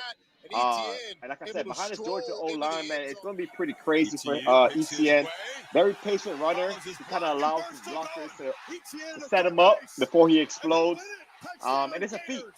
That's one of his top traits for me, bro. It's a feat for me. He has an uncanny ability to stop his momentum, cut back, get north south, square his shoulders, and just explode in the open field, and his legs keep going. He also can help you in the return game. So there's a lot to like about him, bro. Like, I want to see him more used as a receiver out of the backfield, his route running, because that's the guys at the next level that, those first, second round picks that he catching the ball at the backfield. So once he adds that to his game, man, I think he can be a very good running back at the next level. So I got a question, bro. Every time we bring him up, I'm gonna ask you: Is he better than his brother? I think what his brother does in the passing game makes him better right now. But if Trevor can improve the passing game, I think I like him more as a runner than his brother. So I think they're very close. He's a more natural ball carrier than his brother. Yeah. And the thing about the elder ETN is that he worked hard. He worked hard in terms of the passing game. They said he had the yips, for a while there. So he's come a long way in terms of that game. The thing that I love about the elder brother though is the nose for the end zone, bro. Travis finding the end zone, bro. We talking the all-time rushing TD leader in the ACC, bro. It's like 76 TDs in his career, bro. Like he getting to pay dirt, bro. He getting there. You know what I'm saying? But yes, just in terms of I've used this term over and over this evening. The finer points of running the football, footwork, feel, vision, contact balance, that whole nine. Yeah, I would say the younger brother is a superior back from that perspective. So, I'm glad we don't have to play him week 1. I'm gonna be real with you. We don't have to play Montreal either. Montreal's hurt, so we gonna smack the Gators. They got 3 of the beast running back, so we gonna be all right. I got here a better pure runner than his brother is my first. There you go. We all agree. Yeah. Okay. As long as we all on the same page. We talked about this before in terms of the Georgia just missing that spark from the running back position. I think this is it, bro. And I'm gonna tell you something, bro. Yeah, D kid, I'm hurt, man. Somebody stole my bicycle, bro. I haven't ridden a bike in a minute, but I'm mad it's gone, bro. Not even sure if I know how to ride a bike anymore. It's been that long, but it isn't, bro. It's a bike, bro. I know. That's the saying. It's like riding a bicycle, bro. I hope so, bro. I hope so. We'll probably never find out, but I think he's special, bro, and I think he has a chance to be the number 1 running back off the board. Period, bro. But what's holding me back on him is him catching out the backfield. He's got to check that box. He didn't hit him or Montreal. They didn't get the opportunity with the Gators with the offense they ran. It just wasn't a thing that they did. And 2, bruh, if you can't pass block, we got a problem. And I'm not talking about running backs, bro. A lot of them can't pass block. Bro, I'm okay with if you can't pass block because of technique, we can fix that. But your head ain't on a swivel. You're blocking the wrong guy. Like we can't have it, bro. Like he almost got the quarterback killed a bunch of times, bro. To the point where you're like, all right, Montreal, you in, he out. You know what I'm saying? So that's something I gotta have, and I don't have him rated as high because of that specifically. Because you're not going to get my quarterback hurt, bro. I can't have it, bro. I had to show love to Trevor. Yeah, I was like, we watching the wrong ETN, bro. I had to show some love, bro. You know what I'm saying? You know what I mean? That was my guy, bro. That was my guy, bro. You know what I'm saying? But as you mentioned, Drew, you're absolutely right. All of that natural ability that he possesses and untapped potential that he possesses, it's all for naught if you can't protect the quarterback, if you can't hold up in blitz protection. It's a moot point. You see the dollar signs associated with these quarterback contracts. You better keep your quarterback upright. You better keep him upright. So absolutely, in an area that he's going to have to improve upon for sure. All right, I love it. Let's keep on going. Dana, we're going to get to Omarion Hampton. Another running back. This seemed to be like an ongoing thing, bro. Another running back that gave Miami fits. It seems okay, Headley. I wasn't sure how you were going to come out on Hampton on this one, but you seem pretty high on him. I think he's in that mix for running back 2, that 3-way tie there for you. No, that's wrong. No. Are you sure? Nah, I had him lower. I had him around 6, 7. You talking about Ollie Gordon? I have Ollie Gordon higher. No. Oh, that's Drew. That's Drew's grade. Yeah. Is it Drew's grade? Yeah, that's Drew's grade. Yeah. My bad. Let me rewind the tape. So Drew happens to be a bit higher on him than I anticipated. I thought you both would kind of be in the same ballpark. It's not a huge disparity, don't get me wrong, but Drew, you're a little bit higher on Omarion Hampton as compared to Headley. Tell me why. I tell you why, bro. That man ran for 1,700 yards, 16 touchdowns, bro. 2023 lit it up like a Christmas tree. He has very good ability to head upfield, put his foot in the ground, go laterally, then put his foot in the ground again, get back upfield. And if he has to do the foot in the ground again one more time to get back upfield, he can do that, bro.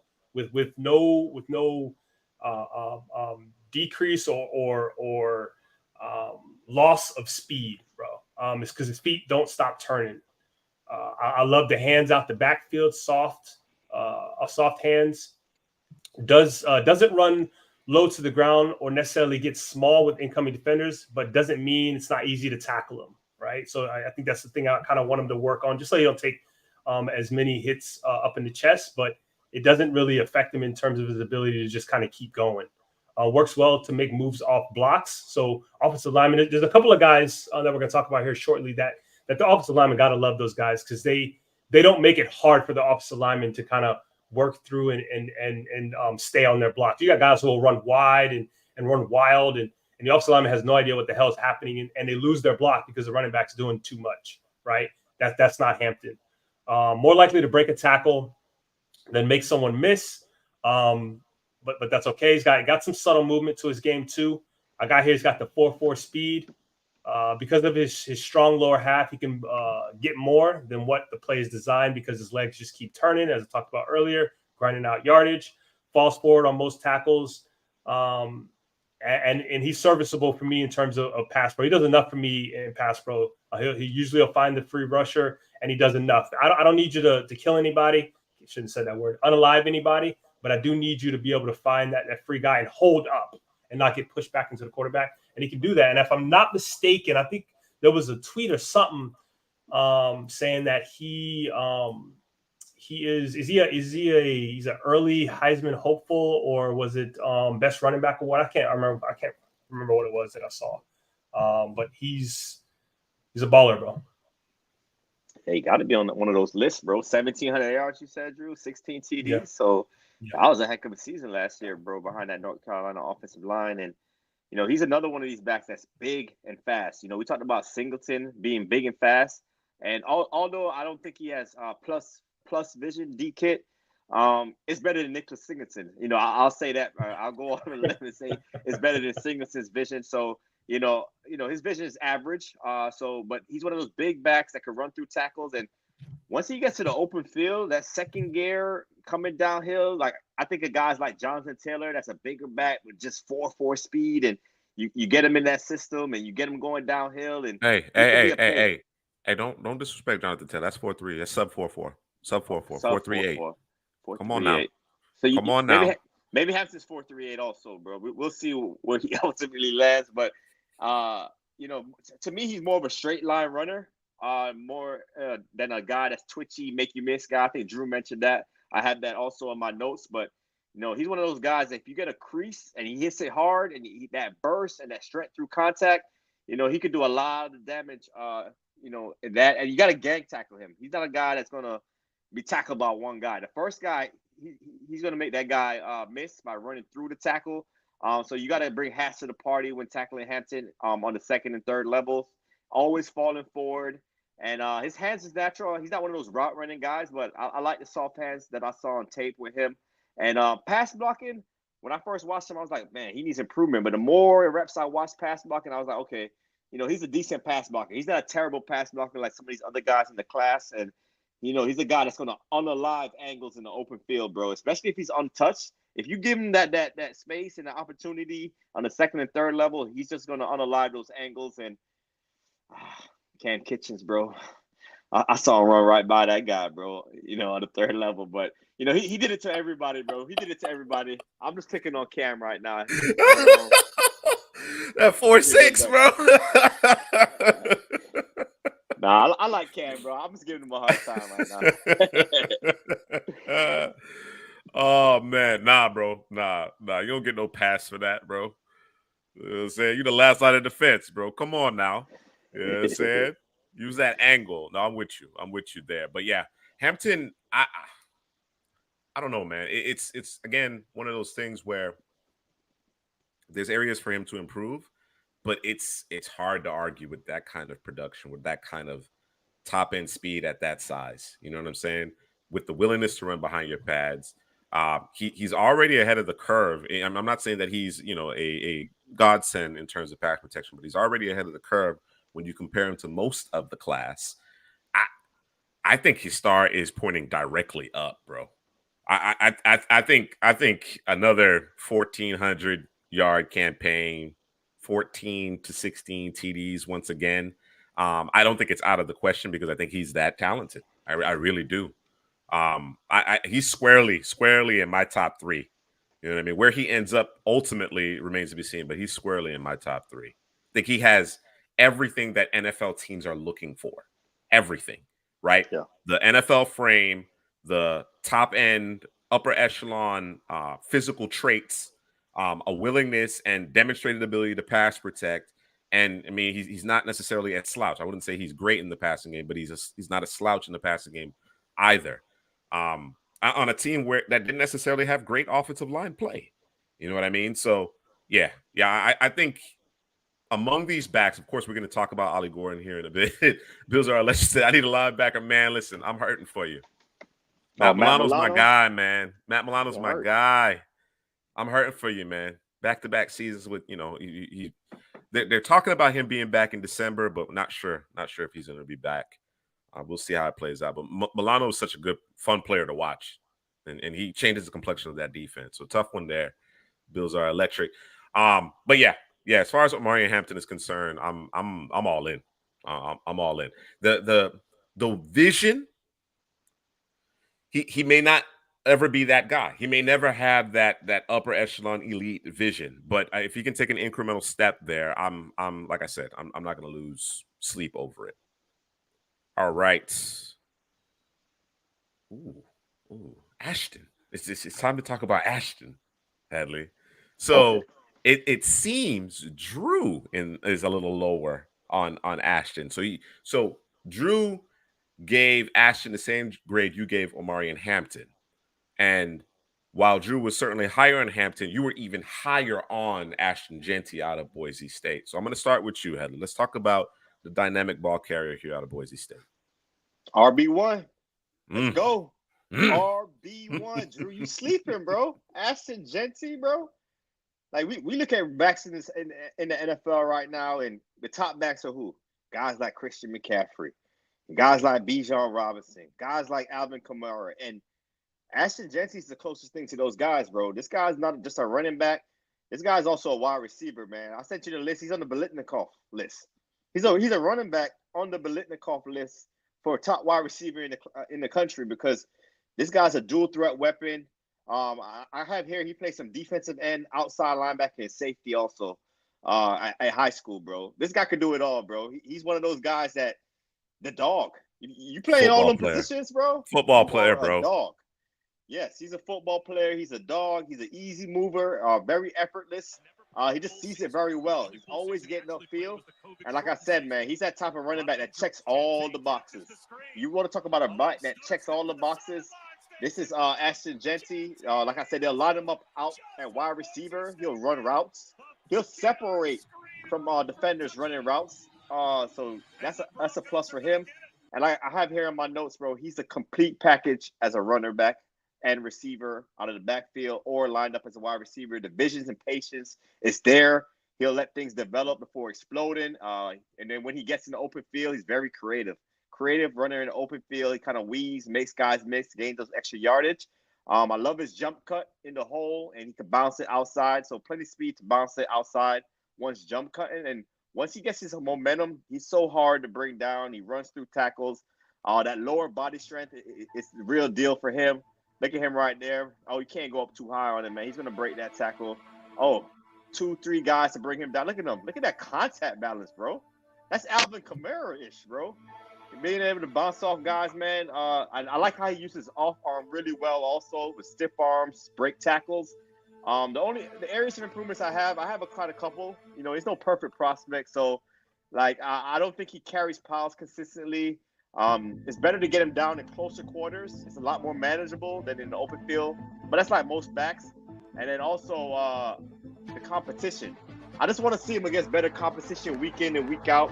You know, he's at Boise State, so he's not playing, you know, the Ohio States, the Michigans, the SEC teams. So they could look a little different once you play against that. But, man, I'm betting on traits. I'm betting on the skill set of Ashton Jeanty. And one more thing with him, bro. bro, stop leaving your feet, bro. Stop trying to jump over tacklers. Talk to I him. don't like Talk it, to bro. him, Heather. I don't like it, bro. I Don't get do hurt, not bro. like it, bro. He does it a lot. Talk bro. to him, bro. Gotta Keep stay your healthy. feet, bro. You got great contact balance. Heather, you nailed it, bro. When you see him in the open field, that lean, that little forward lean, in terms of his upper body, looks just like Dalvin Cook, bro. Looks just like Dalvin Cook, bro. You know what I'm saying? But that jumping, trying to jump up, man, cut that out, bro. I Cut can't it out. stand that. I can't stand that with backs, bro. I He not cannot that little stand it. kid. He about 215, no? 5'9", 215, something like that. What you got him at, Drew? Nah. He's much bigger than Deuce Vaughn. I don't know about the height, but he's much bigger. Yeah.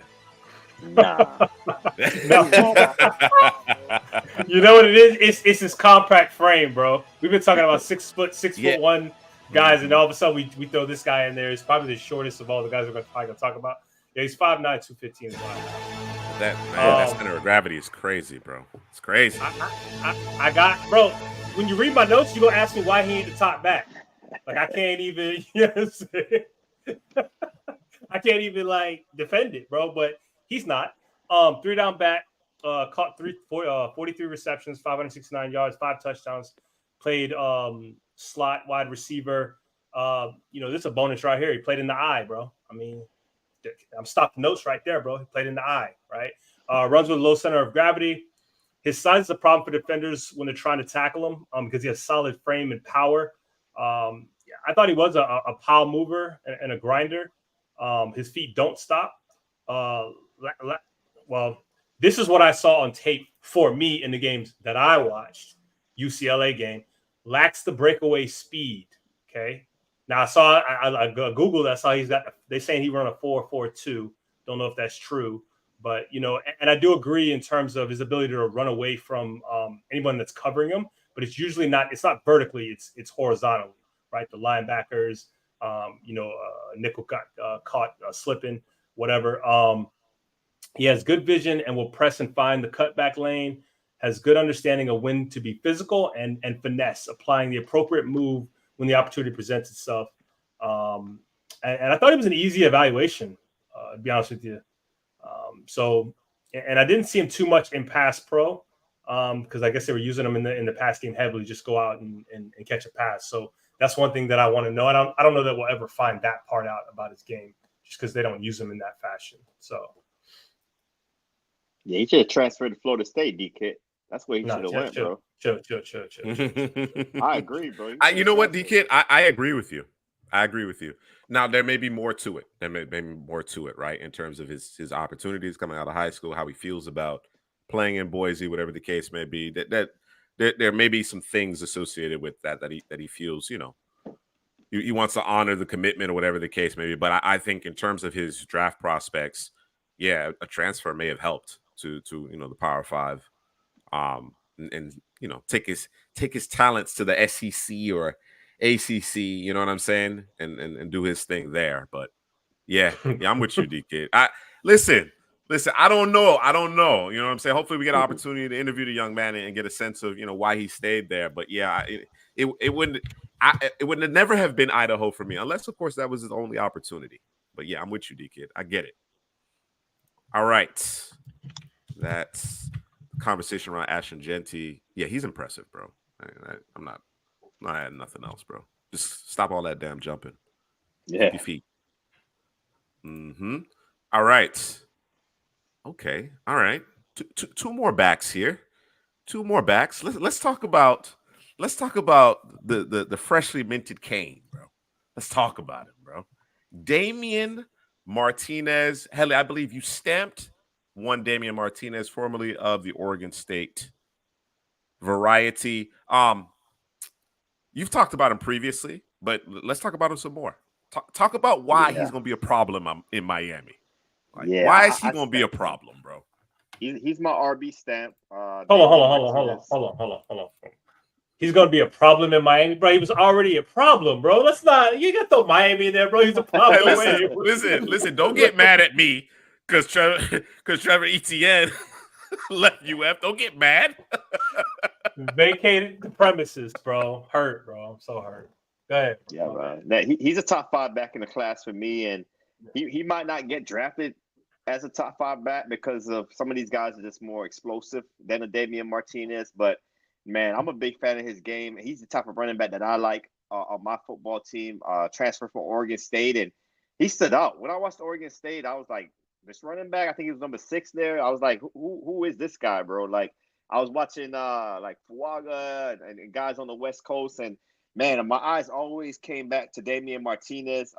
And when he went to Miami, bro, I was super hurt, bro. Like, Cam Ward is one thing, but man, having a running back like this, I think the ball should go through his hands with that offensive line in Miami. I think just feed him. Just feed him. I know you got Cam Ward and those receivers, and you might get pass happy in Miami, but I think that would be a mistake because this guy runs through tackles effortlessly, kind of glides through the hole, has that contact balance, that speed, the power, that one cut ability right there, and he carries the power, the jump cut, the acceleration through the hole. I label him as a decisive slasher. He's very decisive. He's no nonsense type of running back. He slashes. That elusive spin move. I think we put was it a short? We put it on Twitter. We put it somewhere, bro. That spin move that he has. And I said the 3 Fs. I think we clicked this one up, man. The feet, the feel, and the finish, bro. And that's what you want from your running backs to kind of put together those consecutive moves, kind of find a hole and bully. You got to bully those guys in the second and third level. Those DBs, they don't want to tackle. So you got a guy that has the feet to separate, but also has that bully nature to run over guys. He's the best of both worlds. And I can see his game translating it really well to the next level. And Oregon, they ran a lot of under center, the eye. You talk about the eye, Drew. This guy was in the eye at Oregon State a lot. And hopefully Miami doesn't change it up too much with him, man. Get him going downhill. Because I'm a big fan of his game. Like, I was a little bit, when Cam Ward transferred. I'm like, I don't want to see Cam Ward in Miami. But yeah, I was super hurt when I noticed. I didn't even know David Martinez transferred. Y'all depth chart. Yeah, I was like, y'all got him too? I was super hurt after that. I think he has the potential to be a top 5. You want him dot in the eye, bro. Yeah, man. Good size. Yeah. I got 3 Fs. Get under center a little bit with him. Feel and finish.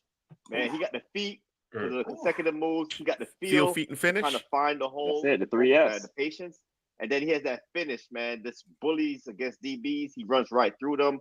Very decisive. He's kind of one of those slashing type running backs. Sir. And I see that spin move. He put on a spin move. I think against a linebacker at the second level. They go to spin. And he didn't lose any speed. He's accelerated out of the spin move. Yep. Yeah, man. Stamp him, bro. That's a cpgm Hadley stamp. And like I said, teams are going to sleep on him. Everyone's going to sleep on him because he's not that super explosive type of running back. But, man, put him on the football team. He's going to have a long career at the next level, and he's going to be a beast this season for Miami. Yeah, I don't think you have to worry about Miami getting pass happy. Even with the advent of Cam Ward, it's nah, bro. Not with our coach, bro. Not with our coach, bro. He's a former offensive lineman, bro. He's gonna run it to almost to a detriment.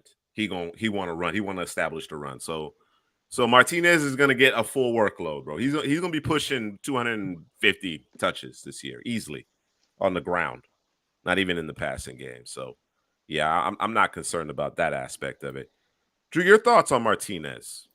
Yeah, he's probably the guy I actually enjoyed watching the most. Between him and I think Genty are probably the two that I enjoyed watching the most. He's big, strong, powerful running back who plays with small feet and can win in a variety of ways, man. 6 foot, 232. Always moving downhill, rarely ever caught going side to side or backwards. He's in complete control of his body when he's making movements. Helly talked about it earlier in terms of that spin move and is able to just kind of just keep going and burst up out and just keep moving, man. What I got here is complete control, movements that probably shouldn't be at his size. He's making moves that he shouldn't be making. And his feet don't stop, man. He just keep going, man. He can set up defenders that are right in front of him, or he can set up guys that are levels beyond him, that are beyond the line of scrimmage. Can run through you, can run over you, or make you miss. He will allow his block to set up, based off of his movement, and he makes, like I said this earlier, he makes it easy for the offensive lineman. He doesn't make them struggle. It's a joy to watch him run. If you want to watch what a running back is supposed to look like, he is it, bro. He's all of it, bro. I watched numerous plays, bro, where he received the handoff, should have been stopped dead to rights, and was able to evade the rusher or the defender that was free. That boy, he the real deal, bro. And we talked about Blue, who had his average was 6.1 yards a carry with just 56 carries. Martinez, same thing, 6.1 yards a carry. And he, for the past 2 years, same average, and there's just 200 carries separating those 2 years. So he's consistent, bro. Well, why are you taking shots at my guy Blue, bro? What's that about? What's that about, bro? 6.1 yards a carry? That's good, yeah, bro. But he only had 56 carries. Like, yeah, you know, I'm just reference. Just reference, bro. Point of reference. Okay. Yeah, point of reference. Yeah. Damian doesn't have the home run speed. Don't have the home run speed, but I don't care. Yeah, I don't. He's one of those. I don't really care. Nice. Yeah. I don't care. All right, let's talk about D Kit's number one. Is this Drew number one too? Is your number one too, Drew? Yeah, this is Drew's number one as well. Yeah. And based on our composite grades, or your composite grades, he is the top ranked running back in the class at this juncture, and that is one Ollie Gordon. So we have, I think well, I'm gonna set aside Montrell Johnson because we only have one grade on Montrell Johnson. But Ollie Gordon comes in at number one, followed by Damian Martinez. Ashton Denty is a very close third in that race, and Omari Hampton also very close here at 7.41. So the top five according to our composite rankings at this juncture are Ollie Gordon, Damian Martinez, Ashton Genty, Omari Hampton, and Trevor Etienne. So let's talk about Ollie Gordon, Drew. Yeah, I got him here, 6'2", 225. I caught 39 balls last year. So, you know, again, looking at those hands look soft and ready, like some freshly baked bread. I was trying to figure out where was going with it. Yeah, that was a slippery slope, bro. Soft and ready like a. Oh man. Soft. What you said? Oh man, I didn't know where he was going. Bro. And ready, bro. I should have paused longer, bro. I should have held down a little bit longer, man. With it. But I didn't want to lose it. It just popped in my head, so I went with it. You know, no BS. He sees green grass, he's gonna get it. Feet don't stop. Sets up his blocks. More often than not, will make a slight move to the left or right to line it up just right. Apply the gas. Him being a bigger back, that works in his favor because if a defender happens to get free, is able to kind of disengage. Him applying that gas with his size and his speed, he just kind of probably gonna run through that. Can get more than what is there due to his vision and finding the green grass. He can apply the brakes. Got some stop and start ability. Covers a lot of ground in you know, not too many steps. Stiff arm is nasty. I got here. I think we talked about it before. Vance McDonald and Chris Conti like stuff. I think he's got it all. There were people who watch his tape. Oh, I said this before in terms of him being running through gaping holes like Ron Dane, but I think it's him setting those things up. It's not necessarily the offensive lineman doing all of the work because he understands how to set defenders up by pressing the hole. With, you know, has that added patience. So, you know, Ollie Gordon, man, he's exciting to watch, man. Exciting to watch. But 2nd and 10. Yeah, he's the guy, bro. What's highlight here? Oh, Jesus, bro, that was the play for me, bro. Jesus, yeah, that was the play for me, bro. That was the one right there. That's my first note, bro. I said ability to make a jump cut in the hole with defenders at his feet and get through the traffic. Like, so comfortable with bodies around him, bro. Like, there's no way he was supposed to get through that hole and score that touchdown right here, man. And score, bro. Like, are you kidding me? Fall down. What's the fall down? Bruh. And there was no big jump, big hurdle there either, bro. No wasted movement. There's no wasted movement in that one. We should just do a Patreon just watching running backs, bro. Bro, I Yeah. love watching running backs, bro. It's my favorite position to scout. Running backs and corners. He runs a little high, but he knows when to get small. He's not high all the time. He uses subtle movements, cutting up, avoiding tacklers. Once he gets going downhill, he breaks tackles at his legs. Like Drew said, I think he says a willing and able blocker. No. Adrian Peterson. No, DK. No. Adrian Peterson was different. No. Adrian Peterson was a freak. No, that's an alien, bro. Adrian Peterson is an alien, bro. The AP buck, bro. That buck, that TO AP buck. Yeah, he don't have that, bro. He don't have that. Got that, bro. That's All these kind of nice hitters by defenders. He's more of a slashing type running back to daylight. He has long strides, creative runner in space. He kind of sees the green grass and he finds daylight. You know, he's really good at that. And he's a guy that gets tougher and tougher as the game goes along. You know, fourth quarter, that's his time to shine. I have the Melvin Gordon compare. I know Drew, man, the twinkle toes. They call him twinkle toes. I remember used to call him Melvin Gordon that. He has a little twinkle toes in him also. So something to watch there. And I want to see him better in short yardage. You know, short yardage, I thought he struggled a little bit in short yardage. And he kind of needs that runway. But that play we just saw, bro, he didn't need that runway on that play. But, you know, but I don't know. I don't even know if he knew what he did on that one, bro. I'm not even sure, bro. He just reacted. That was crazy. He kind of needs that runway, though. A little bit of runway to get going. Yeah, and as is customary of you know, bigger backs, longer strides, they generally need to be a little bit of a track. Once they get on the track, once you get them to the second level, they can really be a handful. But he does flash some of that short area quickness. You know, I like to call close quarters ability to make guys miss. He flashes that from time to time as well. So yeah, big time player right here. And of course, he didn't get the ball really at the beginning of the season. They made an adjustment. He wasn't the guy. Right, you know what I'm saying? He comes in, you know, a month and a half into the season, and then just takes the country, the college football landscape by storm. You know what I mean? And as you mentioned, Headley, it is that ability to lean on defenses, right? You know what I'm saying? A body blow, uppercut, haymaker, overhand right. You understand what I'm saying? And then he rips off the big run. You know what I mean? So yeah, I think.